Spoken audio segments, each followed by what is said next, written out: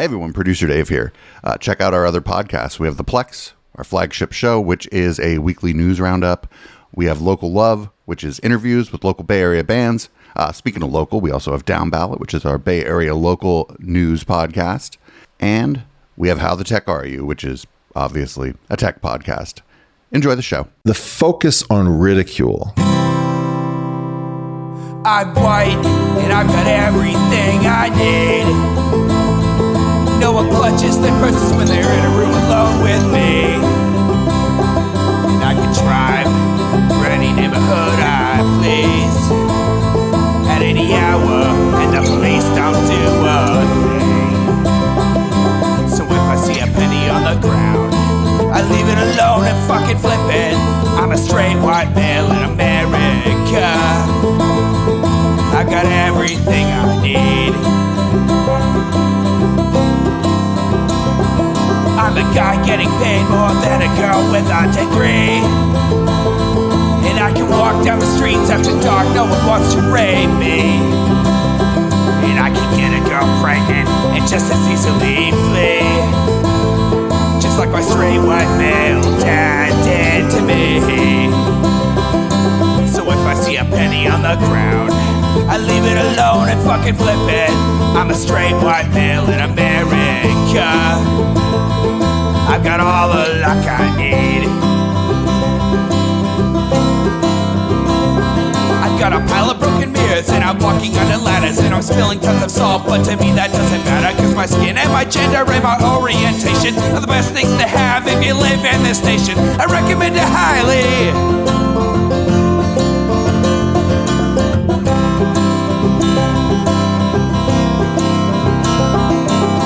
If I see a penny on the ground, I leave it alone and fucking flip it. I'm a straight white male in America. I've got all the luck I need. Shit's gonna work out for me, cause I'm a straight white male in America. I've got all the luck I need. Hey everybody, welcome to the Intellectual Dollar Tree. We do the show live every Wednesday at 7 p.m. Pacific. Right here on Twitch, twitch.tv/Echoplex Media. You can find us other places too, I suppose, now that we can multi-stream. But, Twitch is where it's at, especially as it gets later. But that's a different matter entirely. HK won't be joining us this week. He is on adventures, and by adventures, I believe he's moving. Moving sucks, but getting a new place is awesome. So best of luck to him while he's moving. You can support this project at echoplexmedia.com. Just go there and click on the support tab. There are numerous ways to support this project. You can pick your favorite. I, of course, hope that you buy some merch, especially the new Galaxy Brain t-shirt. Pretty cool. Got a bunch of new stuff coming in 2024. New logos for most of the shows, etc., etc., etc. I'm Producer Dave. You can find me on Grindr. This week, we found a guy. His name is Andrew Gold. We found him by looking into something else entirely. But, oh boy, is his series called Heretics right in line with what we're doing here on the Intellectual Dollar Tree. And for a while, I've been trying to do a Graham Lennon? I don't know how the fuck you say his last name. I've been trying to do a video about his downfall. What happened to him? Well, maybe I'll just play it first. What happened to him was he ended up choosing his bigotry against trans people over his family. He decided that he was just going to not listen to his wife and his kids about his behavior, and so they stopped talking to him. And here's him on something called Nolan Live. Whining about that, talking about it. I don't know. It's a little bit of background for what we're about to watch. To fight this, but it must feel like a lonely place, and it must hurt, and it must mess you up. Yeah. They took everything from me, Like what? What do you mean? They took my family, Before this, all I was doing was, writing comedy and playing board games and said, I'm being silly on the internet. And then I just said, no, hang on a sec. Stop calling these women TERFs. Stop sending them abuse. Let them speak. And for that, they just destroyed me. No. I mean, that's not really fair.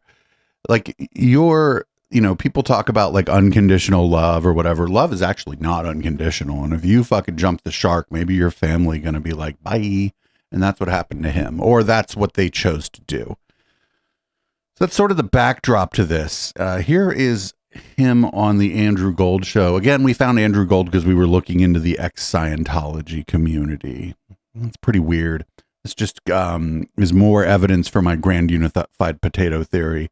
Basically, every dumb fucking thing we cover is actually the same thing as all the other dumb fucking things we're covering.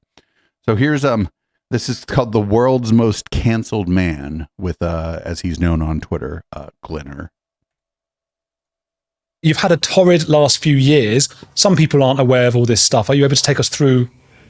Yeah, I essentially just basically started standing up for women's rights and got, the popular phrase for it is cancelled. Because that's a word, not a phrase. At the moment, being a supporter of women's rights is extremely unfashionable. Yeah, it seems so. Do you remember the very first time that you dipped your toe into this and how the reaction was? I can't remember the first time, but I do remember that I was a kind of a harbinger of, is it harbinger or harbinger? But a harbinger it is now. I liked to tweet, It was only then I realized that there was an entire kind of class of people online who were kind of keeping an eye on people's likes and seeing what they were man discovers what it's like being famous on Twitter. And it was literally a tweet saying, people with gender dysphoria need the best care you can possibly get. And at the same time, women need single sex spaces, and I liked that tweet and it immediately started going out. Glinners a TERF. Glinners my Twitter name.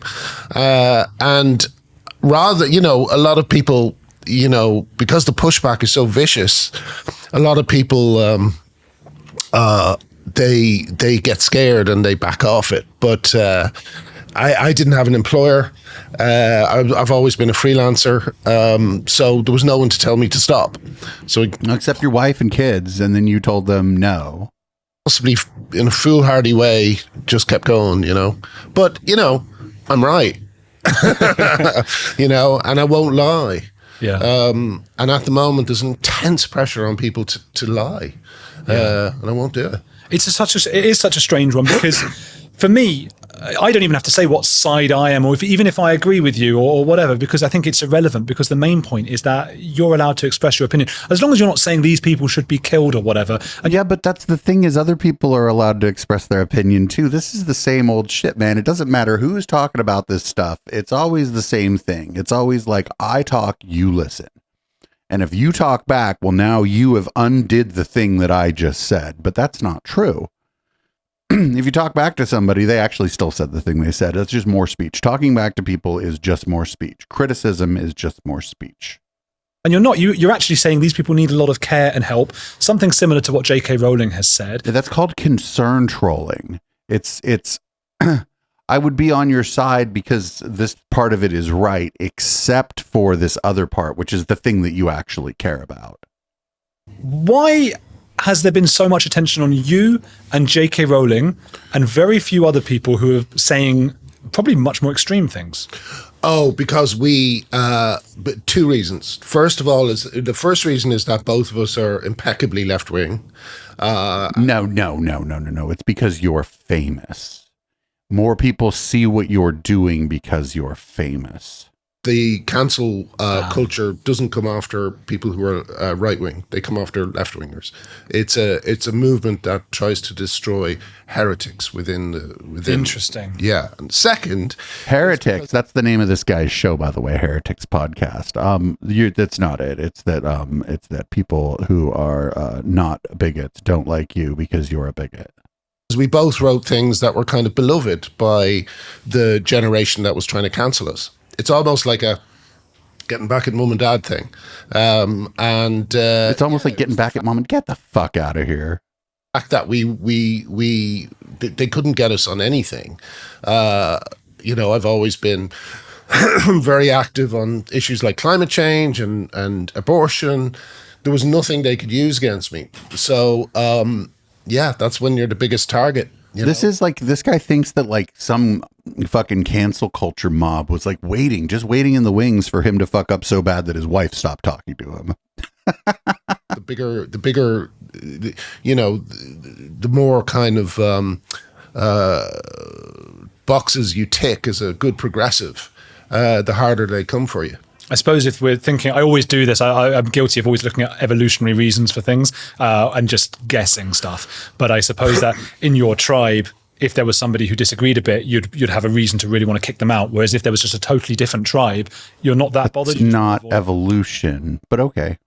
That's a good point. And also, you see that the biggest kind of differences that people have. What's that phrase? The bigotry of small differences. Oh, yeah. Something like that. Yeah. The situation in Northern Ireland where, you have two people who are divided only by, almost a random occurrence, which is they happen to be born Catholic, happen to be born Protestant. Oh, you're not born a particular religion, though. That's not really how that worked. They were born to Catholic families or Protestant families.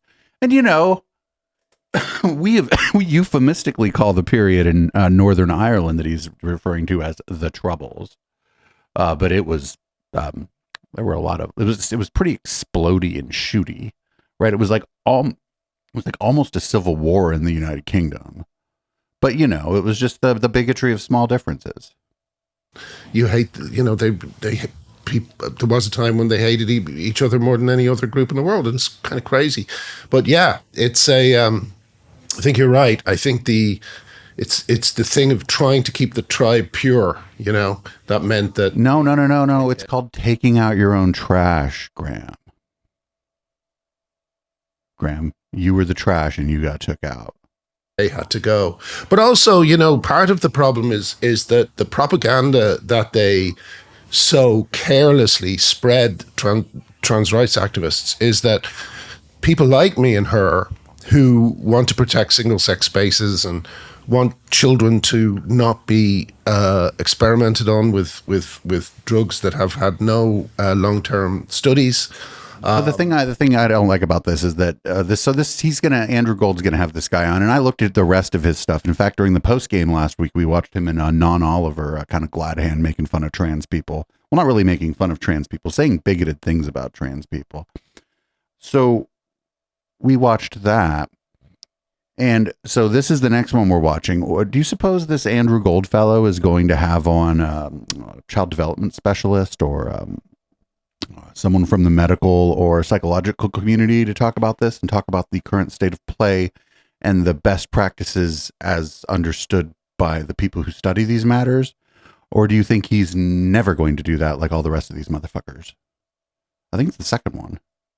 The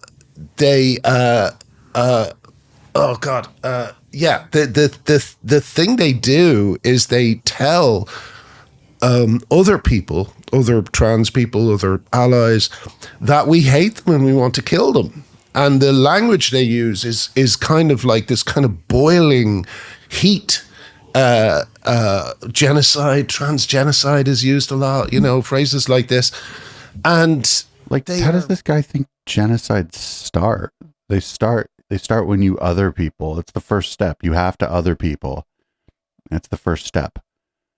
I don't know if people are saying that he's calling for that specifically. I think they're just like, dude, you said a bunch of bigoted things about this. You wouldn't back down on it. You wouldn't apologize. And then your family left you. And we think that's rather funny. And so we're going to make fun of you, but forever, actually. Trying to convince this often very vulnerable group of people that we want them dead, So, yeah, it's kind of a consequence of that, like, Bunsen burner that's underneath the conversation, How did you feel? I want to get into how you felt when this started happening to you. I mean, cancellation is I find it a boring word because it's just overused. It doesn't mean anything anymore. Just what does that mean? Oh, cancelled. What actually happened to you and how did it make you feel? You find Well, it. You find that word to be kind of boring, yet here it is in your title: the world's most canceled man. I was just saying things that people have said for 100 years, you know, since the suffragettes won, you know, rights for women, that women need single-sex spaces and they deserve fair sports, and men have certain advantages that, you know, women don't have, and that should Is this guy on the body, any sanctioning body for women's sports? Because I think our position on women's sports is like there are at the and by the way, this only matters at the very top of the layer cake too, right? Most people playing sports is a way to make friends, to have fun, to have some kind of camaraderie with other people, to exercise without it having to be on a fucking treadmill. Like most people that play sports or do sports are not at like the pinnacle. They're not doing it professionally.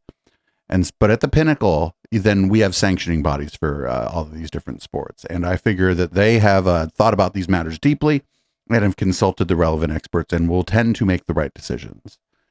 But it's not my decision. Taken into account when, you know, talking about things like sports.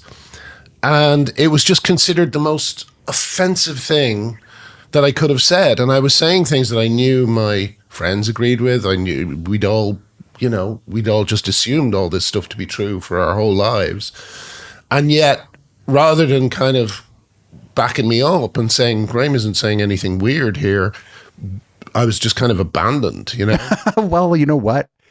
Hey, I think they thought you were wrong, or they were like, hey man, why are you dying on this hill? This is not a hill you need to die on.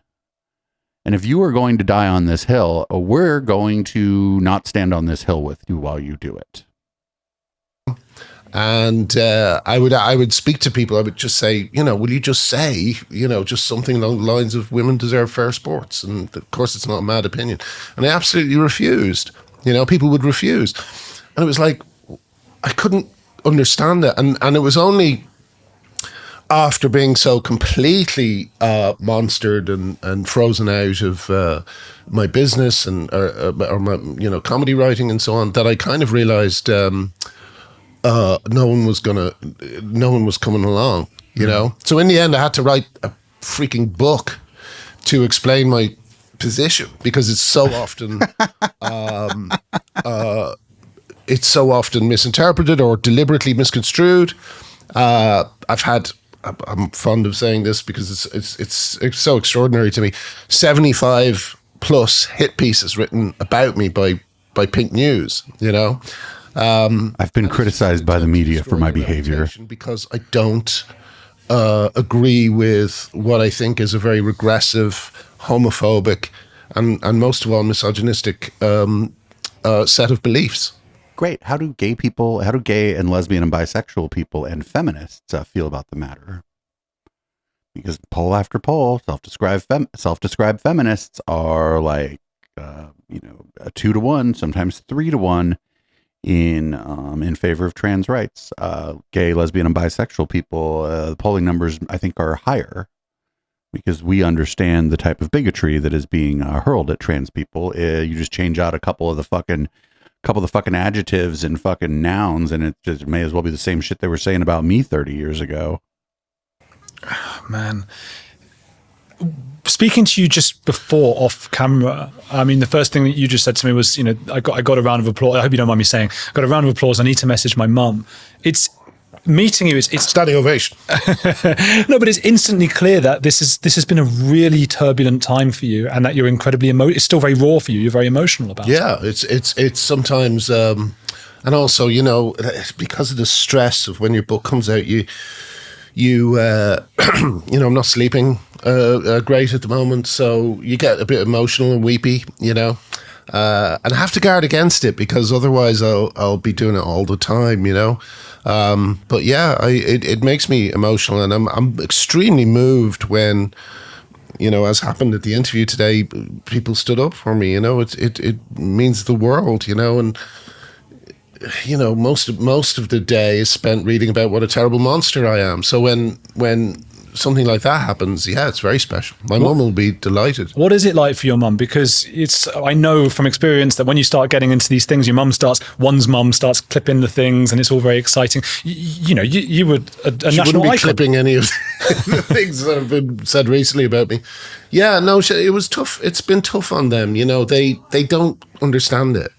And you try and say to them, they're literally saying that men who have a penis are lesbians. Yeah. And it's The UN said that. What? The UN said that. Yeah, it's homophobic. It's homophobic. No, it's not. They don't, like a lot of people who encounter this subject, they don't quite believe it's happening in a weird way. It's like... Well, I bet that's because the way that you're relaying it to them isn't really accurate. And so they're like, are you sure? Like, that doesn't sound right. And that's because I think the way he's probably relaying it to them in an inaccurate way. But when you're the fucking main character of the story, I guess you got to tell yourself you're the hero. My mum was always like, can you not just stop talking about it, Even his mom was like, dude, you could just shut the fuck up, actually.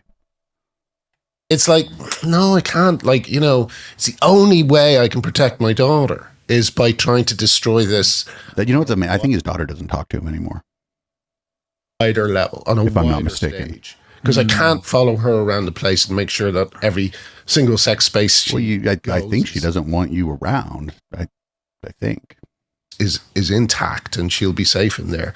So you have to address it on a wider level so that, girls like my daughter will be safe, And yeah, so I think his daughter, if I'm not mistaken, she's grown, so she's a woman. Why you started speaking out, having your daughter? Definitely, yeah, definitely. I dedicated the book to my daughter because it's all for her, And as I say, she because they're kids. She's 18. My son is 16. She's not a kid. Because they're kids, they don't know that this stuff is abnormal. They think they've grown up in it, so they just think this is what the world is like. And it's That's so crazy that your teenage kids have to explain to you that, hey, Dad, this is actually just the way the world works. Sorry. Want them to know that this is completely unprecedented. This has never happened before in the history. There's never been such a concerted attempt to destroy the meaning of fundamental words like woman and man. It is a assault on our sanity, and that's what I kind of want them to know, that it's not the way the world works. It's just a kind of consequence of broadband, that like ideas that are sometimes incredibly crazy spread so quickly now. And we don't really know how to inoculate ourselves against some of these terrible ideas, Apparently, being such a giant piece of shit that your family doesn't want to talk to you certainly seems not to be working so well for you. Yeah, somebody in chat was like, did he just blame broadband? Yes, he did. when the printing press was invented, the subsequent years is where, the Reformation happened and a lot of kind of religious cults formed for similar reasons. Suddenly everybody who had a belief was able to, like there were all these kind of mathematical theories, 7 days, and the seventh day this will happen, and there were loads of people waiting for the end of the world that didn't come along. And a similar thing has happened with the invention of the internet. You have a kind of almost like a naturally rising cult, which is based around the idea that one sex is actually not real. It's something that can be changed, or something that doesn't matter. And I'd go with the second one, that it doesn't matter as much as they really, really, really want it to. No, it does matter. It matters to a woman walking home at night. It matters to, a woman on a swim team who has to race against a man who's like got twice her muscle mass and strength. It matters. And I just wonder how much this guy cared about women swimming prior to any of this moral panic.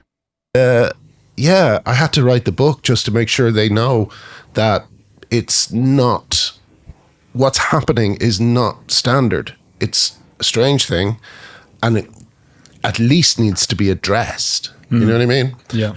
Part of the problem at the moment is that no one's even addressing it. It's like, oh, this is normal. It's not Except normal. for the governing bodies at the highest levels of all these sports are actually looking into these matters and trying to make the right decision. And also, if there's going to be such a massive change in the way we think about men and women and the way we think about single-sex spaces, it has to have a discussion. But it's been skipped over. The discussion just has been skipped over. And in fact, anyone trying to even have the discussion is painted as a bigot. That's it, yeah. So, Well, no, it did. Like, that's- how are you trying to have the discussion? Like, what are the parameters of the discussion you're trying to have? That's what's important. It's not that you can't talk about it. It's that, how are you talking about it? Who are you talking to? that's the kind of reason I've done everything, really, you know? I think, I think, you say it hasn't happened before. I think it has, but not necessarily in the mainstream. I mean, the Stasi would have done things like that. Wait, what? The Stasi? Did he? He didn't just. And before anyone, sure. people are going to say I'm comparing trans people to Nazi. I'm not suggesting that. I know everyone's going to get angry, but they did, Untermenschen and those kinds of words they would use to describe the Jews, and those kinds of things do happen. Words start to change meaning, but that's What the the sign of bad fuck? stuff. Well, have you read Eric Hoffer, The True Believer? No, I know the name. I think He was like this, I think he was a longshoreman who kind of taught himself, wrote in 1953 a book called The True Believer, which is about the nature of mass movements like communism, Nazism, and even Christianity, And there are so many parallels to what's happening now, Like one of the things he points out, that Nazis did this, communists did this, and even Christianity did this. They destroyed a family. Apparently Jesus... one line in the Bible, he says, I will turn brother against brother, I will turn husband against wife. And what Hoffer says that means is basically Christianity, when it came along, it was enormously, you would have these battles between people who, were still believing in the old way of things, and Christianity, which came along like a broom and collected... wrong metaphor, but collected all these people. Why was it the wrong metaphor? Maybe not done like witches. Yeah, I think that's what's happening right now. I know so many families who've lost daughters because the daughters are taking testosterone against the parents' wishes. No, well, they okay. First of all, my opinion is they lost their son. If the person identifies as a man. But they didn't lose this person because this person is trans. They lost this person because of their behavior, their inability to accept this person, their inability to treat this person with compassion, with respect. And, you have these kids who are very vulnerable, and they're out in the street, or they've cut off all contact. And it's a nightmarish scenario, but it is. But you could be like, I'm sorry. Actually, in common with a lot of other mass movements in the past, whereby the first thing they do is try and weaken those bonds between family members. Yeah. Well, this motherfucker? This motherfucker isn't going to, because this guy's been covering Scientology, right? This motherfucker is probably right here going to bring up Scientology's disconnection policy. Watch. My channel mostly before. I haven't done too much about trans. I have interviewed some sort of trans people, often the controversial ones who don't go along with a lot of the ideology, because the ones who do won't come on the show. I keep asking them; they will not do it. And who? Name them. I'm not a trans person, but the thing he's calling trans ideology is something that I generally accept. You should have me on. He understands because they feel like that's their identity. They shouldn't have to explain it to someone who's skeptical, and I get that. But then part of me also thinks it might be because there's a circular reasoning that might be exposed after one or two questions. Oh, he didn't go to Scientology. I thought for sure he was going to go to Scientology's policy of disconnection right there. I would say, yeah, I'm sure there's a few people who would be very extremely sensitive about their identity. However, I think the vast majority are just, they know they can't defend it. These positions are untenable. You know, it's like what is it? And I'm going to paraphrase here. I remember when Andrew Sullivan challenged Ta-Nehisi Coates to a debate, and Ta-Nehisi Coates' response was brilliant. He's like, I have no interest in debating with you my basic and fundamental humanity as a person. It was something along those lines, and it was just fucking brilliant. And I think that's sort of where people are coming from.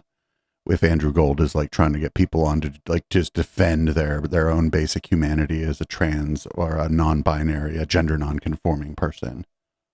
I'll give you a good example. If single-sex spaces don't exist, and a man who identifies as a woman can go into a woman's changing room or whatever it happens to be, you immediately stop observant religious Muslims, Jewish women from entering these spaces. You know, so there's this kind of weird. Wait, what do Muslims and Jews in your society? How are they on trans rights? I bet the Jews are pretty on it. They're pretty like, oh yeah, trans, that's fine. I don't know what the Muslim people in the UK are like, but if they're like here in the US, they're going to be a lot more accepting than your average right winger, just as a group. Balance that's not really a balance. That, oh yeah, we're going to destroy women's spaces, and we also support Muslim people. Well, you don't. Because it's an inversion of this. There's an inversion of this. This when people would tell me that, like, a lot of new atheists, right? They'd be like, "How can you not hate Muslims? You're a gay man. Muslims throw gay people off the roof." And I'm like, I go outside and I look around. I'm like, which roof in my neighborhood am I about to be thrown off of, right? And the response would generally be something like, well, if you were in Saudi Arabia. And I'm like, well, what happens in Saudi Arabia isn't really a reason for me to be a giant piece of shit to the people in my community. So I don't know what to tell you. Respecting their beliefs on this one.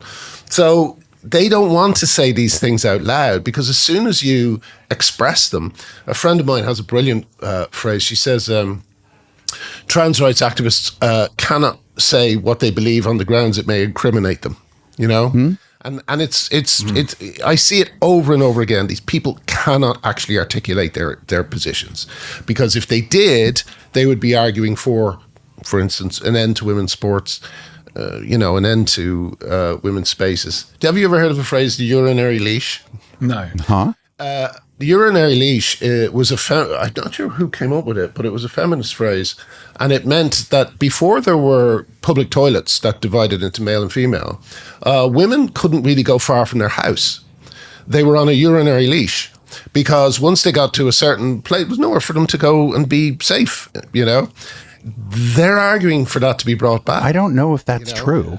And no one is but the conversation, the debate can't happen, because they pretend that's not their argument. I suppose their argument, if we were to steel man the argument and make theirs the best it can be. This ought to be great. He's going to steel man the argument. I hate it when somebody else says, here's the good version of the argument that I have never allowed you to make in my presence. Those women should learn to be as good and worthy and righteous as we are, and to recognize that these biological males are now women, and so they should be comfortable in changing rooms with them. Sure, but again... Actually, no, the argument is, poll after poll, women are just fine with this. They're just fine with it. Like, how is a woman supposed to know the difference between, and I'll use an example of a friend of mine, my lovely trans friend, Debbie Hayton. Oh, she's been on the show. Yeah, I thought you might have spoken to Debbie. But Buck Angel's the other one that we've had. Buck, yeah, amazing person. But how are women supposed to know the difference between Debbie and Andrew Miller, who has just been arrested for picking up a 11-year-old girl in Scotland and raping her over a series of days? And the judge made a point of saying that the reason this young girl got in the car was because he was dressed as a woman, you know?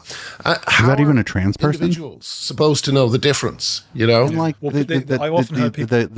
the idea that this is this model minority shit, right? Where, oh yeah, well, if black people are so good, why did one of them do a murder? And you're like, well, it's because they're people like everybody else, and some people do a murder. Like, people on that other side of the argument say, oh, so you're saying that trans people are going to all do horrible, devious things. I think the response is no, but they'll probably do them at the same rate as biological men do, which is enough. But it's also, the question is also, what does trans mean? Like, well, so he's like, even Andrew's a softball of like, hey, you know, the argument against this is that you know, because there are a large enough group of people, some of them are going to commit crimes, and it seems that they commit crimes at approximately the same rate as their cis male counterparts or whatever. And he's like, oh, well, what does trans even mean? you know, I think one of the reasons that my cancellation was so kind of universally approved of was because most people thought I was talking about transsexuals, like Debbie. But that's not what's going on. You have people who are fully intact. Apparently, the number is something like 83%. Oh, he's going to go this trans medicalist crap now. Identified men are fully intact, and they are demanding the same rights that we have very rightly given to transsexuals for years. And it's like, well, no, there's a difference. There is a difference. And the thing that really upsets me is that you see a lot of these kind of trans influencers who are, as I say, fully intact, and they're encouraging children to get these procedures done. Are they? I think this is bullshit. And there's no such thing as a successful transition. You know, they all come with lifetime problems. If you transition, you're going to be going to the hospital a lot, you know, regularly. And that's not, no one's telling these kids this. Yeah. You know? One of the reasons I wanted to do this as well, like my channel has traditionally focused on cults, Scientology and things like that. And there are so many similarities, again, with the words that change and these kinds of things. And I thought eventually I have to come out and talk. I knew he was going to do this. Know it's going to lose a lot of followers, and so be it. Eventually you have to just say, well, and as you've said, we're not having a go at trans people or this or that. It's just saying how you're having a go at trans people. There's certain things that don't hold up to logic, and as soon as you start to do that, you're veering away from truth and science. And I think that is what do scientists who study sex and gender think about this? What is the overwhelming consensus among child development experts? People who study human sexuality, or is that not what you're talking about? Needs to be brought up. I think you're right about it. It's an interesting one, though. It's like, it's not quite a cult, because I believe the definition of a cult needs a leader, and there's no leader here. But his definition of a cult then is incredibly outdated, actually. What I think called a kind of confluence of aims. Like, there's a lot of people who benefit. What the fuck did they bleep out? From the kind of muddiness around terms like trans. So, like, for instance, one of the things I talk about in the book, bloke who called the police on me several times, has sued me twice, is a guy, Stephanie Hayden. And it's his... He didn't just... third identity. He's a long-time con man who, in fact, you might want to cut this bit out because he will try and sue you. But like yeah. Just note to editor, maybe cut the name. Is that what we should? Maybe a good idea. Cut the name of that person. Yes. And but what he does is he sends a legal document, tries to frighten people, and then a few days later he says, "I'll drop the case for 500 quid." And with me, he went up to 4,500. Wow! Because he thought I was rich. So we said no, and unfortunately, at that point, I didn't know about crowdfunding, so we spent a lot of our own money trying to fight him. He's like, I didn't know that I could get a bunch of dumb rubes to actually pay me for this minor inconvenience.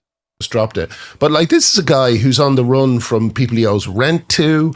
There was a very funny moment in one trial where they were talking about I think it was a conviction that he had, and he said, "Oh, that was just for passing bad checks in Wales." It's like, it's such a strange. Why is that an excuse? I was just it doesn't have anything to do with the matter at hand. There are rules, I suppose, probably in the UK, much like the US, where to bring up prior convictions or civil decisions, you have to convince the judge that those are relevant. Just bad, but like, it's a normal thing that people do. So he's a very good example of someone who is using the confusion around this issue, to make money. you know, and there's several examples of people like this. Okay, so there's several, like, let's grant that his version of events here is true or mostly true. I'm assuming that this may be embellished or whatever. But out of all the trans people that in the UK or whatever, he can come up with several examples of people who identify as trans who he thinks are bad or who have done bad things. Oh, okay. I don't disagree. A lot of the people who are in this kind of, some of the more vocal trans activists are, you know, legitimately dangerous people. You know, they're legitimately mentally unwell, some of them, you know. They're probably the outliers. But, yes. But maybe the point is, I guess the point is here, I've spoken about this before as well. I'm wary of repeating myself for listeners. I'm not listening to this anymore. I've heard it before. But I did a poll on my YouTube channel. You know, are trans women literally, and I think I put literally in capital letters to be very clear, women? Are they literally women? And 90% said no, but 10% said yes. Right. And that 10% are saying a thing that's obviously not true. So I don't know what percentage of those people are saying it. But the word literally doesn't really change the question. It just tells us what kind of audience you've cultivated. In maybe a misleading way, or who actually believes it. But what a lot of people in the comments said was, I don't really know, I don't care, but like, well, just be kind. Why does it matter? And I think what you're saying is, if you change these rules for certain people, then some other people who are the outliers, not, you know, you're not having to go at the trans people. Yeah. It's people who can take advantage of it. But having said that, unfortunately, a lot of these outliers are central figures in the trans movement. Like, the best example I can think of is someone called Amy Challoner. Amy Challoner was a rising star in the Green Party, was part of Stonewall's trans advisory board for years, at a time when they were introducing self-ID across society, you know. And Challoner's father was a who assaulted a girl in the attic of the family home. Challoner is now going in a relationship with another whose father introduced him to. So his father... What the fuck?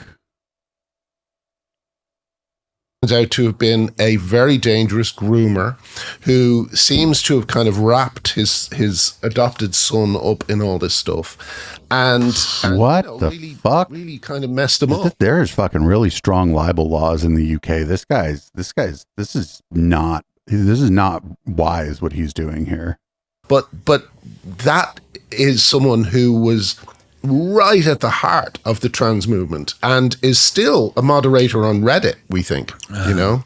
So that's always going to happen with any movement, because the loudest are the most lunatic-y. Yes, especially with this issue, because this is such a mad, you know, some of the beliefs are so insane that anyone who is willing to go on and talk, I don't know if you saw, but there was a bizarre debate with Frida Wallace and Peter Tatchell and Helen Joyce recently, where Frida Wallace is, you know, he's just a deranged alcoholic man, you know, just keeps misgendering everyone.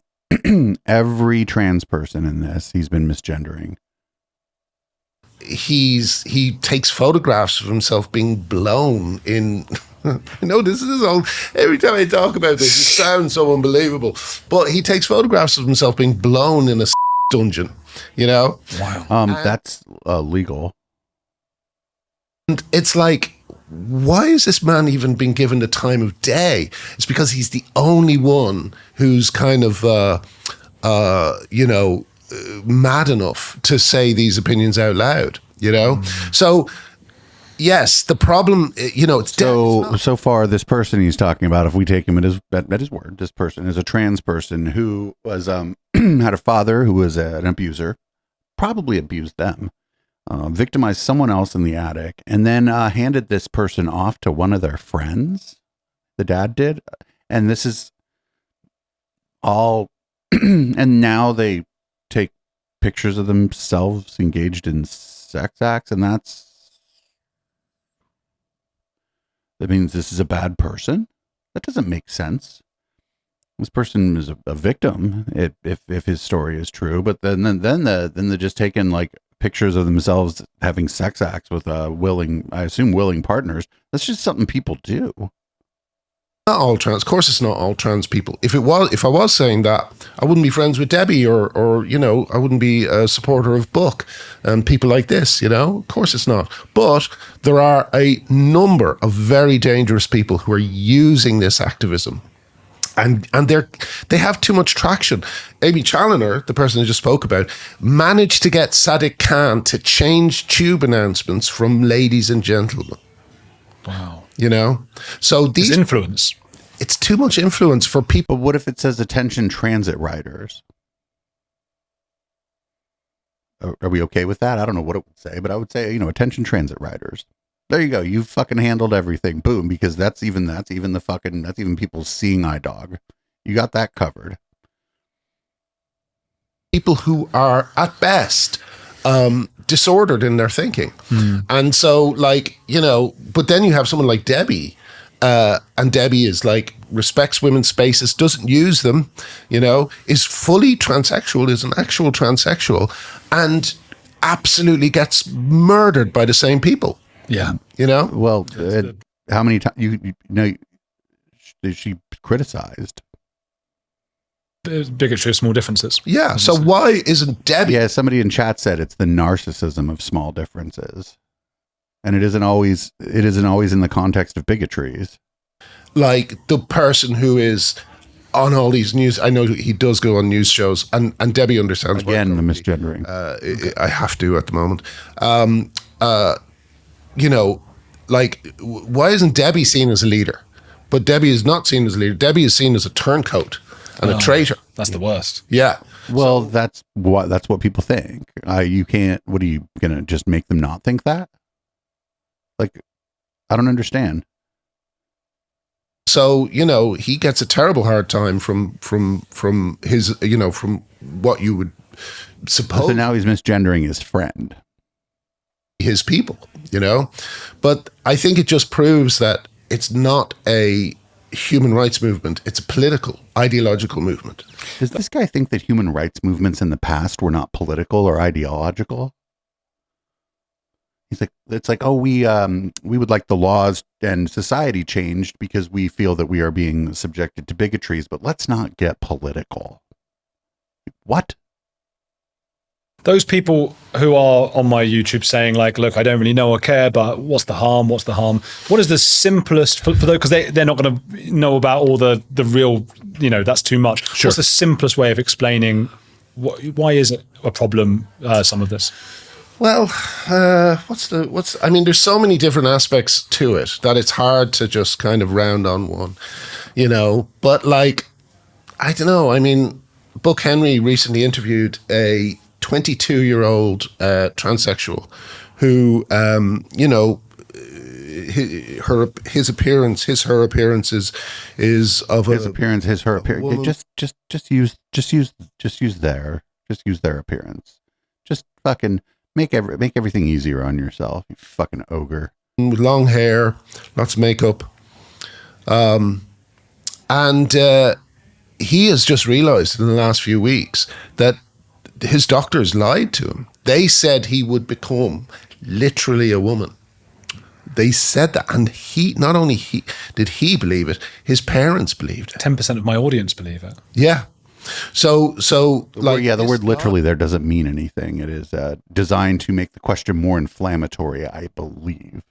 He now has no sexual function, has no penis. He's a gay man who has had his sexual, life ended at 22. There was another famous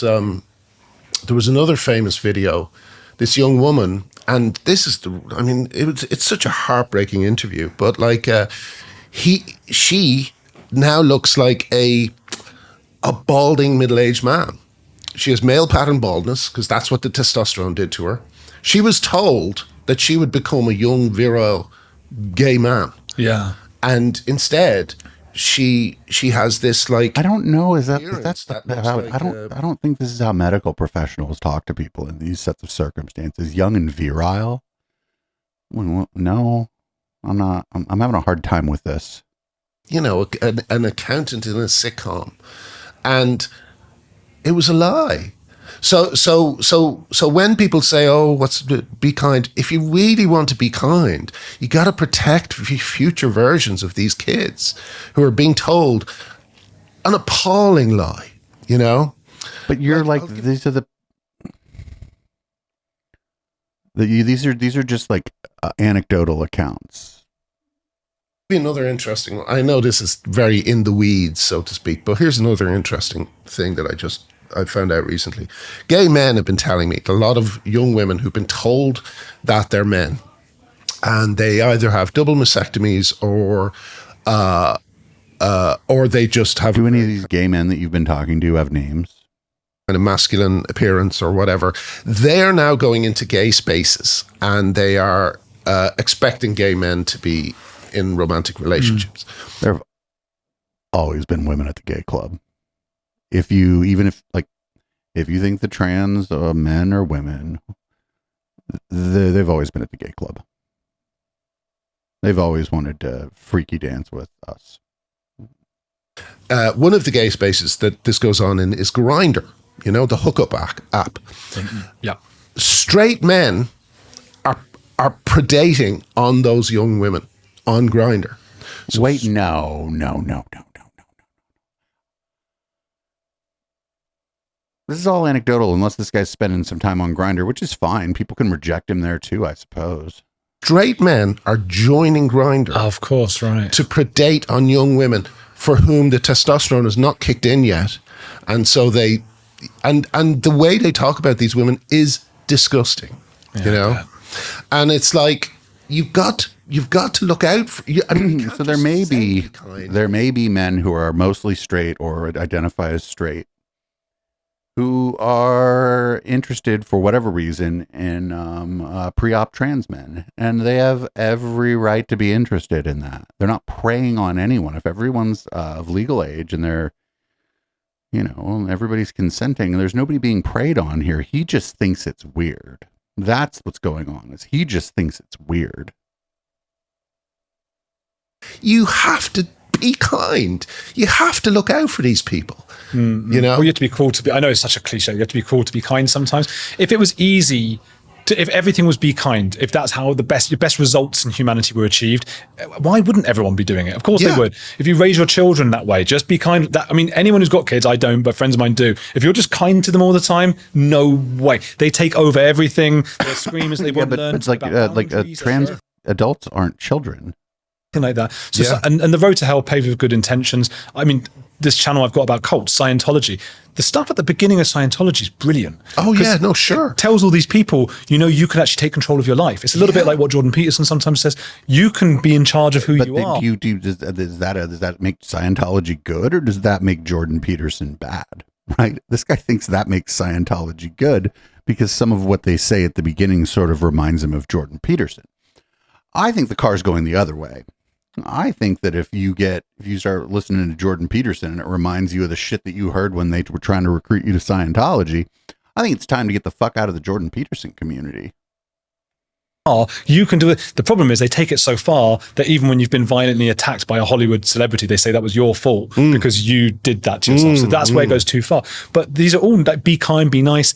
It's taking it too far without actually thinking about the consequences. Absolutely. And you know, I remember Tottenham Court Road, there was a Scientology center, you may know it. Yes.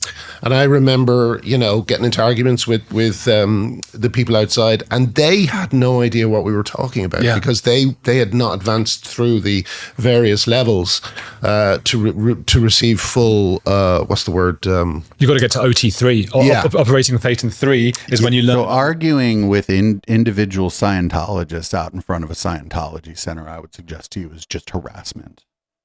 Those people are victims of a space alien cult, and arguing with them, you're not helping them.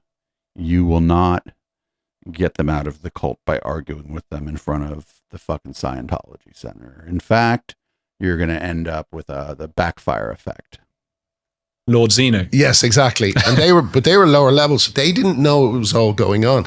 And I noticed the same thing with trans activists who either don't believe or they, you know, you can show them photographs of children who have, you know, children like pubescent or just post-pubescent children who have double mastectomies. But wait, by your logic, hold on. Wait a fucking minute. By this person's own logic, walking around showing people those pictures, you're showing them pictures of minors. They don't see it as even if they either don't believe it's true or they twist it, so they say, why are you sharing these photographs of children, and it's like, well, yeah, if your logic was internally consistent, they would ask you would not be showing these kinds of pictures, because you are showing the bare chest of a person you would believe to be an underage girl. Yeah, by your own logic. Addressing the issue, which is these kids are I'm friends with a guy called Malcolm Clark, who you should interview at some point. I think you'd really get a lot out of it. He is an ex-producer on the BBC science show Horizon. Oh, right. Yeah, I know. And I remember Arthur and I were once watching that show, and I didn't realize, I only found this out recently, but Malcolm produced the show, and it was about people who believed that they should cut their legs off because they felt this body dysphoria about their legs or their limbs. So they did this. And I remember at the time, Arthur and I were watching the show, and it was, in that dark way, it was very funny because wait, what? The person all through the show that's not funny. There's nothing funny about that. That dark humor isn't, I will laugh at someone who is struggling. That's not dark humor. Dark humor still tends to punch up. Getting a leg cut off, speaking to doctors about it. It was all arranged, and then they interviewed him after it was done. And they were like, that was a terrible mistake. Oh, no. Yeah. And they suddenly realized. That is not funny. It was wrong. So that practice was discontinued in every field except pediatrics. How do you say it? For kids doctors. Kids doctors. Let's just say kids doctors. Yeah, okay. A pediatrician? No. Wait, what is he talking about? No. They're not like, no governing body was like, oh, we're not going to let people elect to cut their legs off unless they're kids. That's fine. Nobody's did that.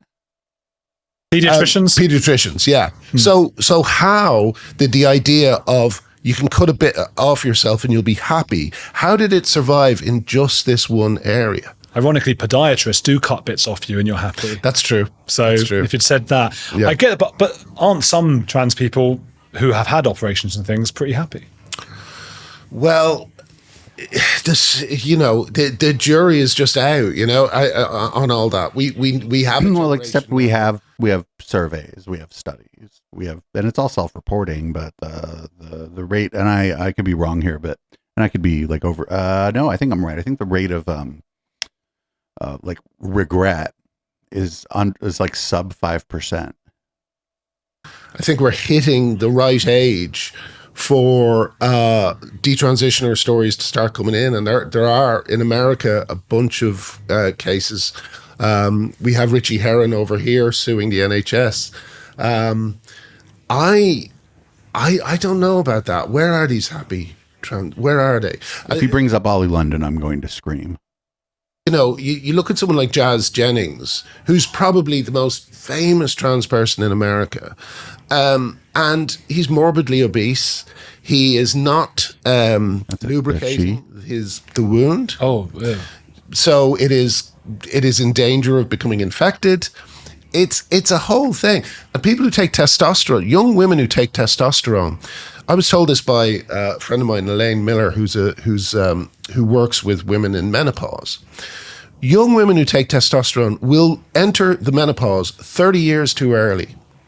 Wow. And the menopause is no joke. A lot of, osteoporosis comes with it. And if you have osteoporosis when you're, like, if you're in your 20s and you take a tumble, you just walk away from it. But if you have osteoporosis, that's your life changed forever. No, So- people who have osteoporosis fall down and don't break bones. That's not really what that is. Doesn't turn your bones into eggshells like just all of a sudden. That's not. He doesn't understand osteoporosis. No one realizes this. I don't know if you may not have noticed this, but if you ever want to follow up on this, I'll show you some of the evidence I have. But you look at various trans protests. A lot of these kids have walkers. A lot of them have walking sticks. What? Oh, get it the fuck out of here. You know? Really? Yeah, because they have osteoporosis. You know, the bone density just plummets. You know, and another thing that happens is like I've heard so many testimonies of women in their 20s who've had to have hysterectomies, because another thing that testosterone does is it fuses the ovaries to. Oh, I can't remember. I don't want to say this wrong and get in trouble, so I'll be vague about it. But it fuses the Yeah, I don't want to get anything incorrect or speculate. some other part of your body, cervix maybe, and that becomes diseased, and so you have to have a hysterectomy. So you get women in their 30s who are just now thinking they might want to have a kid, and it's all over. And you only get one. I mean, I know everyone says this all the time, but you really do just get one go at it. Yeah, they're talking about these procedures and these irreversible interventions as if it's getting a tattoo. You know? They need to be better informed if they are going to do it. Exactly. Much better informed. Exactly. And at the moment, the people who are trying to inform them are being monstered. Their books are being hidden. Like, you know, I don't know if you know Helen Joyce, but her book Trans, you couldn't find it anywhere. They put it put it in the stockroom. They say they don't have it, you know? Yeah, that's what bookstores do. Did you know that? Bookstores are going to order a bunch of books and then not put them on the shelves. That's how a bookstore works. I actually don't have a problem with bookstores and libraries carrying these people's books. I think that they should carry these books if they want to. But they're not hiding the book. They're not like, oh, we're going to buy these and we're just never going to sell them. You have like, you know, Helen wrote a piece about it today, and she was saying she met a presenter of Woman's Hour or something like that who said, oh, I'm sorry you couldn't be on the show. And she said, I wasn't asked. And I said, oh, they said you weren't available. So you have staffers who are telling the bosses that, oh, yes, you can't do it. That said, I did email Helen Joyce to do this, and I haven't heard back. So she might have a problem with her email. Maybe that's it. It's going to her junk or something. Yeah. I don't know, but yeah. Well, I'll say. Please do. Yeah, I'd like to talk to her. And then somebody in chat just mentioned that bookstores, maybe that could be true. They only have a certain amount of floor space. So maybe some of the stuff ends up in the back because they're rotating stock, or maybe just putting stuff on the shelves that they think is going to sell. a good one. I think it was one of them. It might have been someone completely different. So forgive me if it was someone else who said this. But they were saying, I think in Japan that they didn't have until there was a magazine article. This might be complete bollocks, everyone, but there was a magazine article, I don't know when, 20 years ago, talking about America and the problem with and then suddenly in Japan it went through the roof. And a lot of people are suggesting this is what might be happening with trans social contagion with kids. And you know, there's a lot of parallels with, you know, like if you what what are they bleeping out here? Like you see photographs of girls post-surgery, post-mastectomy, right? And you can see these faded lines all over their arms because they're so you can look at the double mastectomy as just the latest in a long line of cuts they've done. They would say, if I steal man here, they would say I was so unhappy in my body and I needed the change. Sure. But again, the idea that you cut parts off of yourself and it will help a mental problem that you have is so bizarre.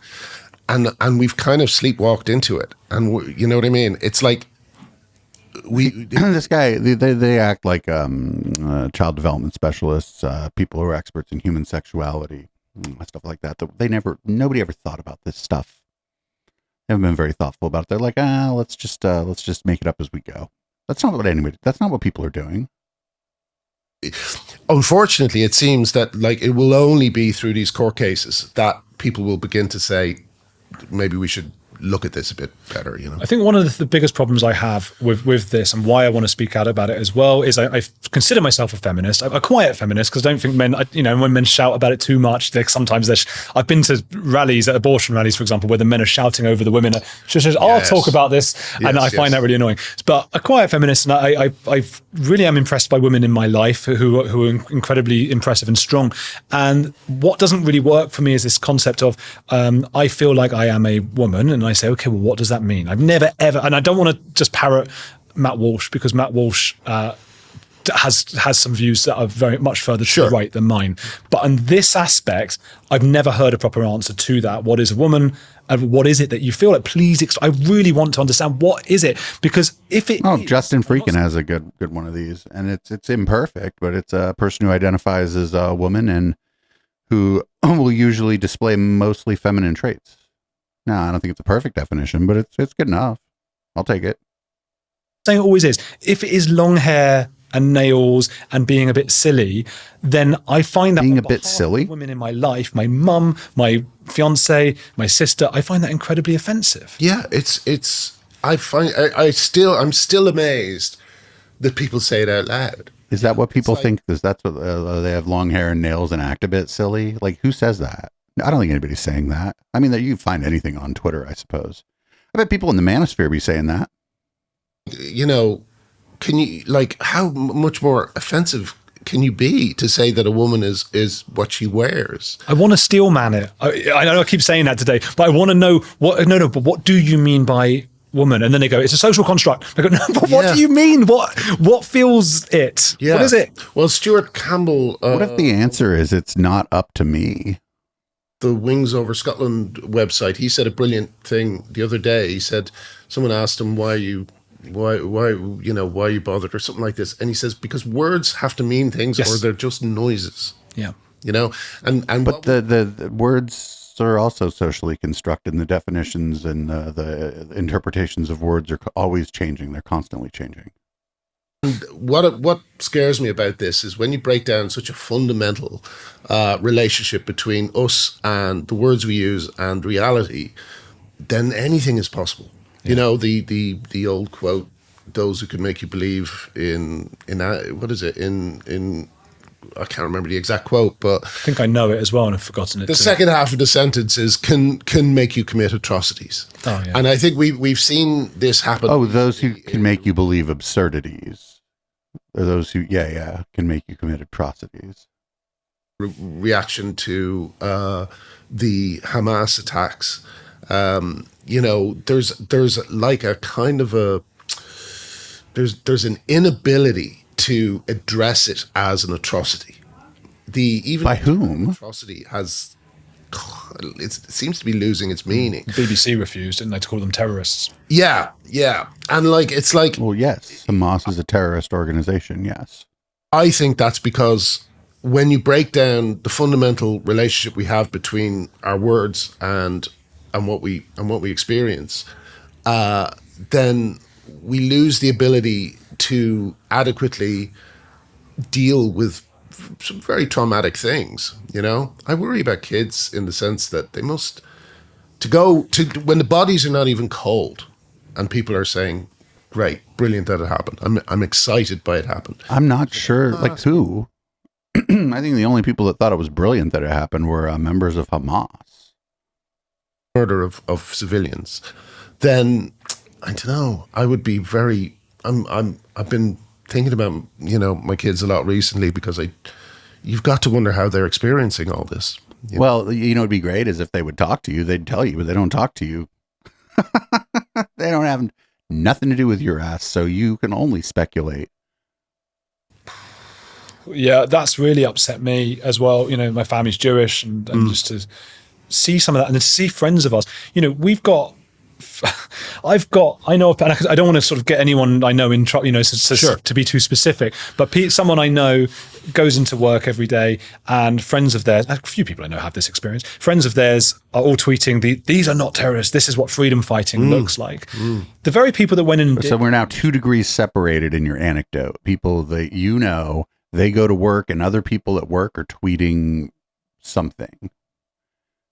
Well, have in their manifesto, clear, they're not lying. It says, our idea is we want to kill all the Jews. Yes. So how can you then, as a Jewish person, like a girl that I know, go into her work and sit down next to all these people who are basically saying it was good that these people who have a manifesto to kill you did what they did? So that's, I'm sorry. Does this friend of his work at a hipster coffee shop? Did she overhear all this? I just don't know how you go on, but I just have to believe that those people don't really know what they're saying when they said that. Yeah, and I think part of the reason I wrote a little bit about this in the book is because we are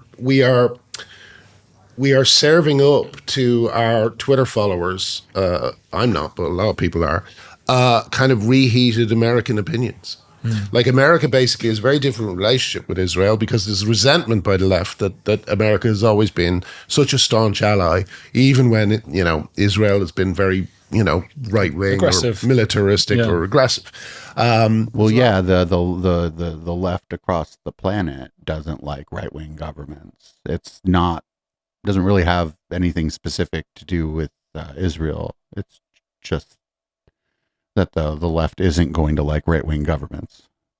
The current coalition running the nation state of Israel is very right-wing, so right-wing that American ethno-nationalists are looking over there going, well, they got it right. I don't like the Jewish people over there, but they have the right idea. And that's interesting. A lot of resentment about that in America, but it's a different relationship that we have here. And so when I see what we've been seeing recently, I think the same thing I always think about all this stuff. We're just copying the Americans. Yeah, There's so many of these things, actually. Yeah, you Americans, stop it. When it was at, going back to you, when it was because it seems to be getting a bit better. Is it people are sort of being a bit more open about? Richard Ayoade wrote. I mean, didn't write about that, but he wrote about your book, didn't he? Yeah. Well, I have a feeling that's why you can't be too angry about people not speaking up, because I have a feeling a lot of people want to speak up, but it's just hard to find a way to do so. This is this idea. Everyone agrees with me, but nobody's saying so. Sometimes that's true, but it's not true as often as a lot of people would have you believe. Richard got pushback on Richard Twitter. got pushback, but then I think what happened with him was they realized they were on a losing one with that, because people love Richard. Well, his brother-in-law or cousin is Lawrence Fox, who's not a very popular character right now. That's right. But Lawrence is a great example of why this is a tragic and awful movement. Lawrence isn't a political analyst. He's an actor. Yeah. But he can't act because no one will let him. No one will hire him. And so I think he's... He should have just stopped after he can't act. I don't know who this person is, but that'd have been funny if he'd have been like, well, he can't act, and then just stopped. I really feel for Lawrence. I did notice as well that the people who jumped on his recent what would you call it? Oh, he called the woman not shaggable. Said he wouldn't sleep with her. Yeah. The people who But did she ask? Just running around and calling everybody unfuckable is kind of a dick move. I'll cop to doing it. I'll cop to doing it. I'm not saying I've never engaged in that kind of rhetoric, but yeah, it's a dick move. You don't just be like, hey, you know what? I actually wouldn't fuck you. It's like, all right, cool. Most people are actually not attracted to most other people. If everybody was attracted to everybody, dating would be a breeze, baby. on that are the same people who are arguing that TERFs should be cast out, and the same people who are arguing for an end to female sports and women's spaces. Yeah. So it's like they switch on this selective outrage when they can take down a political enemy. Is he suggesting that people are only outraged by the things that they're outraged by, and that they're not outraged by the things that they're not outraged by? Because that would be true. It was a silly thing to say, though. Yeah, it was. But as I say, he's an actor. He should be in a rehearsal room making the other people in the room laugh with stuff like that. So he's an actor, but if he's not acting because no one will hire him, either because he has poor character, maybe he's not a great actor. Well, we shouldn't be too mad when he just goes around and essentially sexually harasses people and calls them ugly. That's fucking stupid. Yeah. You wouldn't say in an interview, well, I wouldn't shag that woman. No, but again, Ooh, but he has gone around. He has gone around and called people unattractive on Twitter. He's spent a good amount of time doing that. And that's all I'm going to say, actually. Both him and that Richard Hanna-Barbera guy are running around Twitter saying, "Oh, you're ugly." And it's like, oh, dear. Please don't. Let's not go down this line of discussion. It so many times because it sounds like I'm really insulting actors, but he's an actor. Actors are young, horny dudes who they they're usually quite good looking. They're Did you add usually to suggest Lawrence isn't, or that you don't want to be saying? No, Lawrence I think Lawrence is a very good looking man.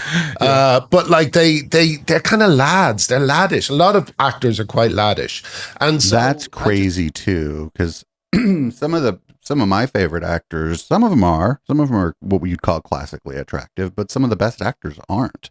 And it allows them to play roles of people who aren't classically attractive. Like if the role is about like a fat person finding love, well, you can't cast somebody who society would call a 10 or whatever in that role just because of societal expectations around weight and beauty. So it actually turns out that that good actors don't necessarily have to be beautiful.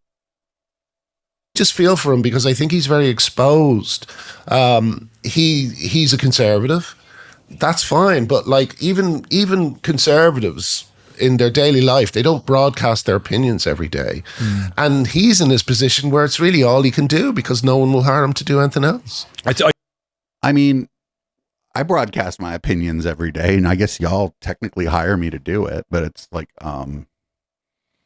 I could just go back to systems administration, or, I mean, anybody can go work customer service. All kind of jobs available to people who maybe didn't make it in acting. Has anybody here ever been to LA?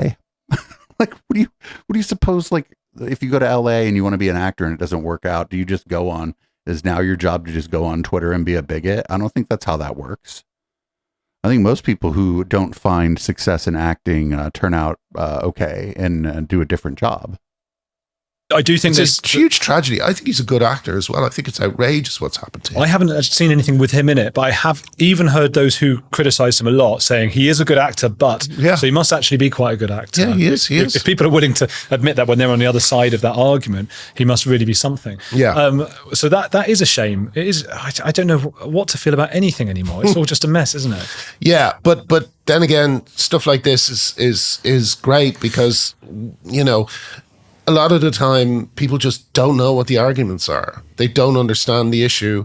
They think... Well, but that's the problem here, is that you have these people here telling you what the other side's arguments are. And they're either picking like the maybe inexperienced people, right? They'll often pick people who are inexperienced with public speaking, people who kind of know what the argument is but can't articulate it properly because they're inexperienced public speaking. Maybe they're young and just don't have a lot of life experience.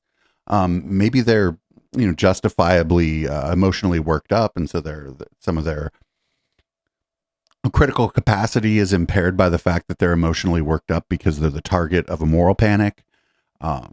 So what they're saying is that, let me tell you what the other side's arguments are, because when the other side says what their arguments are, well, mostly actually in his case, we just make fun of him. Weird things that don't sound true, and it's like, well, they are. I'm afraid it is happening, and that's why we're getting into trouble, because we're addressing very high stuff with very high stakes. If I have been told by families that I have not yours. Apparently, only moms still talks to you. Girls taking testosterone and boys, going through surgery. I have been told by some families that they were able to say, the writer of the IT Crowd thinks this is all nonsense, and introduce it that way. And if even one of those stories is true, that's it for me. I'm so happy to be doing it, And the guy from The Office as well, he's helped with that. The guy from The Office, Gervais, yeah. Well, Yeah, he's just kind of dipping his toe in, really. I mean, you know, Oh, I don't know. His entire specials, the last two, have been entirely translated. no, you're right. You're right. Sorry, He doesn't get the same flack though. This is another one as you and JK. Maybe people again don't. It's because of what you said. He doesn't. He's not really seen as a lefty. Exactly. Although again, he's animal rights. He's a feminist. I think he is really. Maybe Gervais gets away with it because he's just so. I don't know. I have a joke where I say, you never go to a poker room and hear someone say, you know, Harry got misgendered. You know, there's a certain group of people who just don't give a fuck and they're not affected I bet most people who play poker are probably all right. by this stuff. The people who are damaged by this are the very people you want to protect. Social workers, NHS workers, you know, female comedians. These are the people you want to protect, but they're the ones who get hurt by it. Yeah. Oh, I bet women in comedy have a lot of empathy for trans women. The women I've talked to, not a whole lot, but women I've talked to who are in comedy are generally fairly progressive and also really, really just don't like bigots because women in comedy are the butt of a lot of jokes. Just by virtue of being women in comedy at all, they're oftentimes disrespected. It's assumed they're only on the bill because they're a woman. I've heard all of this from women in comedy. I only really know one woman who does comedy regularly. She's a black woman, and the shit that she deals with. Oh my fucking God. Maybe I should have her on to talk about it sometime. She'd probably do it. I can tell there's, have you heard the phrase peaked? Do you know peaked? No, what was that? That's a kind of good sign that you haven't been peaked because what we call being peaked is the moment where you realize how bad this is and how high the stakes are. Like red pilled. Yeah, I guess that's the version of that. Yeah. Ooh, yikes. Red pilled, you say? That means it certainly don't mean what it means in the fucking fucking Matrix anymore, does it? Red pilled generally means you're like a conspiracy theorist. You've been like red pilled on, you know, maybe something more mundane like chemtrails. But it's also the movie The Red Pill is about the men's rights activist movement. But we call it peak trans. You hit peak trans. And it's like when you just suddenly, and once you've been peaked, you can't really go back. And it's kind of a lucky thing for you that you're not peaked, because I think if you were peaked, you would be doing these interviews all day. Yeah. Well, the thing is, you can only care about so much, can't you? You know, otherwise it would be like, I'd be going, but the trans thing. And then what about, is Bill Gates putting things in the water? Maybe, I don't know. No, my decision was. Well, wait a minute. No, what do you mean is Bill Gates putting things in the water? What the shit is, why? Has he had somebody on who thinks Bill Gates is putting things in the water? We're gonna have to take a maybe we'll go on an Andrew Gold arc for a couple weeks on this show. I'm sure HK would love this chap. What do you think, HK? HK would love this guy, right? Focus on it because no one else was, or when I say no one else, there's lots of brilliant women who are obviously and organizations that are fighting it, but there was no one who had the kind of level of. I started talking about this before J.K. Rowling came out, so there was no one who had the same platform or access to a large amount of people, and I thought my celebrity would help get the word out and stuff. So, you know, I think it's so important that I won't stop talking about it until more people start talking about it. Yeah. Then I'll feel I can relax a little bit, you know. Did it just dry work up for you? Sure. I mean, I just can't be guaranteed of any work because, like, you know, a producer might phone and say, love you to write on this. And as soon as one person in the post room says, oh, he's a bigot, then they go, who is he? And they panic and they get rid of you. So, or maybe they take a look and they go, oh, well, thanks for letting me know, actually. I'm not going to say who. There's another podcaster sort of in our space. And on their show, I heard an ad for the Andrew Gold show. And I just, because they're good people, I just reached out and was like, hey, you know, I heard this ad. I know you don't handpick the ads, but if you want to take a look, this guy just recently had Non Oliver on to make fun of trans people. And they were very kind back, and they were like, "Oh." Well, I used the word kind, so I think you now know what podcast I'm talking about. You know, the only way I could fight this was by growing awareness of the issue, so that if I ever do get work and the post boy says he's a bigot, someone can go, well, actually, no, he's trying to do this and this and this and blah, blah, blah. So but why is it somebody from the post boy? Does he mean somebody in the mailroom, or is that just a UKism that I don't understand? If he means somebody in the mailroom had to go tell the booker that this guy's a piece of shit, that's odd. But it's also, I think if that's what he's saying, I think there's a bit of classism here too, because he's like, well, somebody who's a lower class than me has told the booker for this, or the person, the showrunner, what to do. It's been dry, but luckily Substack has been a lifesaver, For so many people. Yeah. Oh, God bless Substack. Yeah. I mean, they put me on an adults only list, so I wasn't getting in search results. Sounds like you're sending nudies or something. I know. It's like they. Well, no, that's no different than you come to my channel. You're not going to see nudity here, but my channel does warn you of what you are going to see here, and that's fine. And, when they're caught, they're like, oh, it was a mistake.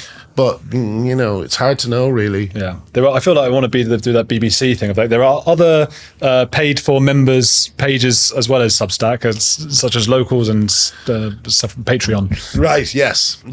But Substack has just got a nice, elegant interface. It reads, everything looks very professional. Yeah. It's a Substack is just a WordPress clone. Nice little platform. I really love it. I got into Locals. That's my one now. Okay. Because you can still do the newsletters. But he's on Locals. That's not shocking. Do like video live streams as well. Talk to your people. They can. How many people do you get to on that? I've got 10,000. Okay. 10,000 there. I only started it last month. Okay. And they don't all pay Paid? though. It's only like if 10,000 paid $5 a month or something, it'd be all right. Yeah. Okay, so they're not all That paid. would be really nice. But was there? I'm just suddenly in my mind now. I didn't actually watch the IT Crowd. I watched Father Ted. I loved it. I didn't not love IT Crowd. It's just I was at that age when I was like, out and about then. Sure. I wasn't watching TV anymore. When you're in your 20s. Yeah. Was there an episode to do with trans? I remember hearing somebody who said, "Oh, we shouldn't have done that." Who said that? Oh, it might have been Matt Berry. I think it was Matt Berry. Yeah. One of the things they like to do is when they're speaking to someone like Matt, they like to throw in that question and get people who I've worked with to turn me in, so to speak. Matt actually rang just after the interview appeared and apologized. Did he? Yeah. So I was really thankful to him for that. Wow. But funnily enough, that whole episode, He was like, I'm sorry about the true things I said about you.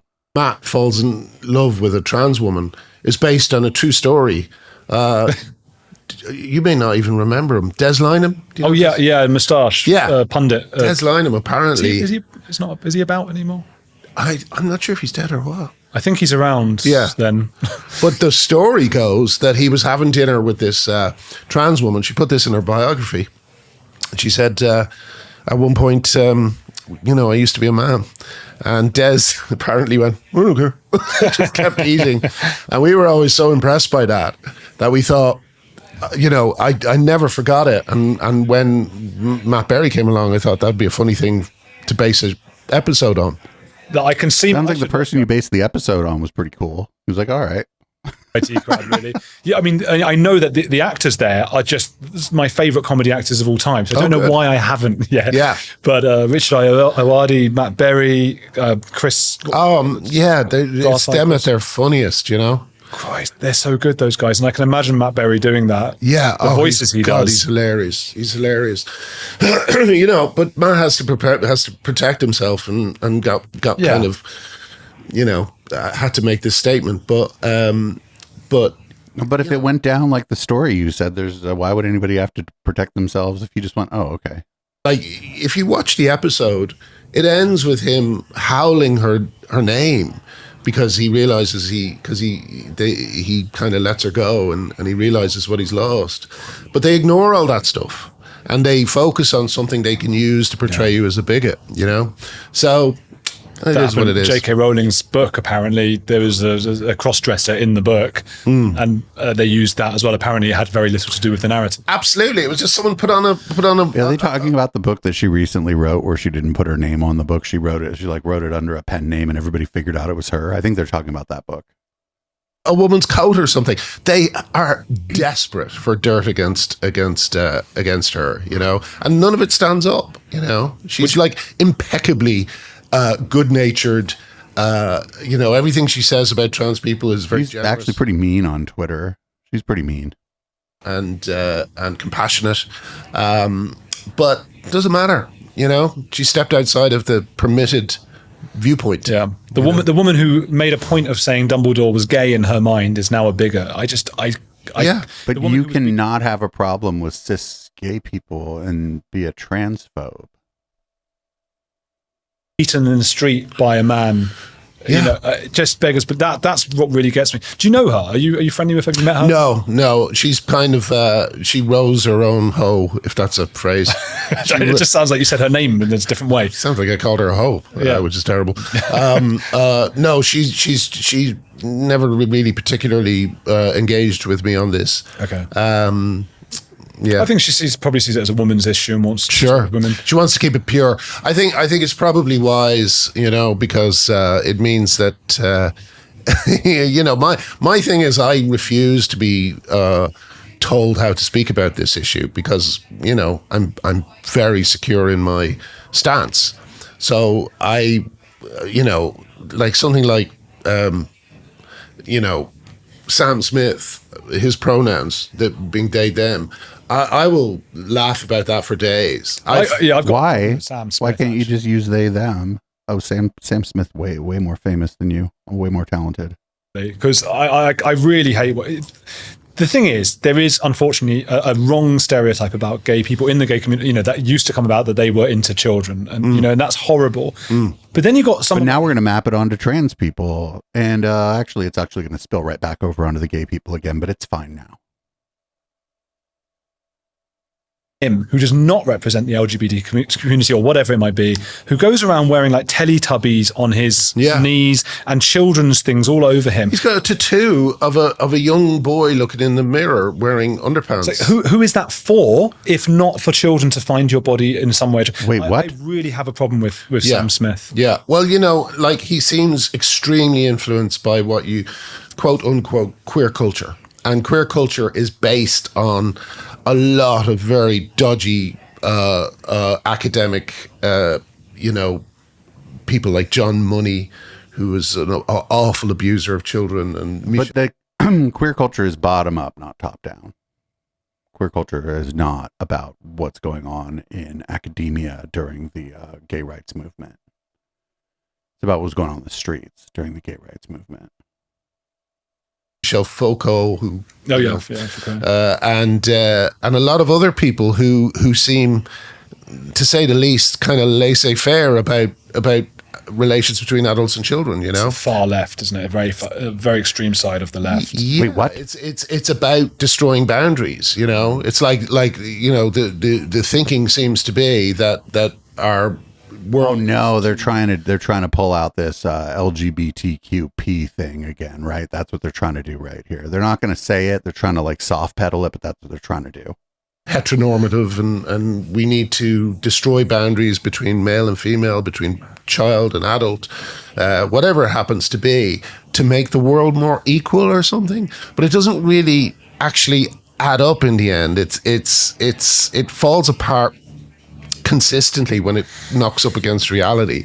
It's great for a bit of academic masturbation, but it's not like it's not a way to run a society. Yeah, it's university stuff. You're absolutely. It's the right term that you used there. Yeah. Okay. Would you ever? I mean, Frasier just came back. Would you ever bring back IT Crowd? I know Father Ted, obviously, unfortunately, the actor passed away. Yeah, but I wrote a musical, and they're just sitting on it. You know? Oh, that's right. Of course you did. Yeah, songs. Why would the community around musicals maybe not be so into this anti-queer bigots musical? There's got to be a TV channel though. If you did a TV, you know, in America, It's got to be like a Fox thing that would take it. No, they're sitting on it. They just refuse to let me have the rights to, Yeah, Fox is known for their musicals. They're just sitting on it. It's like preemptive cultural vandalism, and like, I don't know what they're waiting for. I mean, I keep thinking this, I must do this, but I must put in my will that they're not allowed to make it if I die, because I think that's what they're waiting for. They'll change bits or what, take out their Yeah, I'm going to put it in my will. You're not allowed. Yeah. You're not allowed to have it, Where and when can people get your book, Tough Crowd? Oh, all right. We're not going to watch the pitch part. So they mentioned Kelsey Grammer at the end. Kelsey Grammer is a conservative, but you don't see him running around saying this wild shit. His show came back because people liked the original Frasier. The original Frasier was a sexist mess, actually. There were very few women in Frasier who had any agency, except for his, I believe, his producer. But she was a queen bee, kind of, right? She was kind of a, for lack of a better term, the point of her being there was that she was kind of a bitch, and that's. I don't like really using like those kinds of words, but that was sort of the point. That was her. I think her name was Roz on the show, and that was the point of her being there. But Kelsey Grammer, you know why he gets fucking work? Is because he just doesn't go around saying a bunch of froggy shit all the time. He's probably a Republican, and he's managed to make it in Hollywood. So I have a feeling maybe that he hasn't been shitty to any gay people. Maybe he isn't anti-gay or anti-trans. I don't know for sure, but it could be that maybe he's a moderate conservative who isn't involved in culture war shit, and it's maybe served him well. Maybe, I don't know. I don't know that much about Kelsey Grammer, but that might be why he got his show to reboot, is because he's not out there wilding out, talking shit all the time. He maybe understands that he's lived, he's getting older. He's lived a good life. He's had the finer things in life, and that the world has been good to him. And maybe he just mostly goes about the business of shutting the fuck up. So I hear from chat that he endorsed Trump. That's not great. I don't like that. But somebody else in chat just mentioned Roseanne Barr, who's out there wilding out, and she's not going to get any work. It just goes to show maybe that their little myth about Hollywood isn't exactly what they think it is, right? If Kelsey Grammer can go out there and endorse Trump and still get a show, and the show's pretty popular, the reboot's pretty popular. Maybe Hollywood isn't the monster that they think it is, and maybe I shouldn't look more into Kelsey Grammer because I might find out some shit. Who fucking knows? Anyway, that's been the podcast version of the show. We did go a little long, but we were almost to the end of this, and we're going to definitely be taking a deeper look into Andrew Gold over the next couple weeks. Might even do another one of his interviews during the post game. Thanks everybody for hanging out during the podcast part of this show. If you're listening to the pod and you want the post game, you might be able to find it for free over on our Twitch channel, where you would watch this live at twitch.tv/EchoplexMedia. Because I know I'm not DJing tonight, because we're going to raid Star at the end of the show. But if you'd like to support this project and just get the whole podcast in your inbox every Thursday, you can go to patreon.com/echoplex or eplex.store, sign up at $5 or more, and you get it every day. You just download it and watch it wherever you want. You could even archive it if you want. Save it. Cancel me one day for some dumb shit that I say during the post game after I've been drinking. So live viewers, stick around. You know the drill. I'm going to change the contents of my beverage, change the colors of the lighting in this room, and we're going to go into the post game. This is, as always, Boomers by Periscope.